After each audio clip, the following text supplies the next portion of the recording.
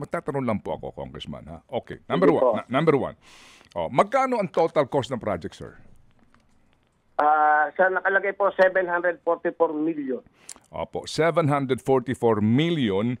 Ang kanyang appropriation, 2018 po ito na appropriations? Tama po. Okay, opo. 2018 appropriation, 740 something million. Okay. Congressman, yan bang buong pera na yan ay na-i-award na sa kontratista? Sino ang kontraktor? Ang nakalagay po rito, nung binasa ko yung letter ng MMDA, kasama nila MSB Bitog Construction at JD Legaspi Construction. Okay. So, ito pong kontratistang ito, nabayaran na ho ba ng buo doon sa kanilang pag-turnover ng proyekto sa MMDA? Ayun, para rin po klaro, nung nag-hearing na po kami noong 2023, tinatanong ko kung meron pa bang natitira dahil para wag bayaran dahil hindi nga tumatakbo. And according to the regional director ng DPWS, bayad na raw po lahat.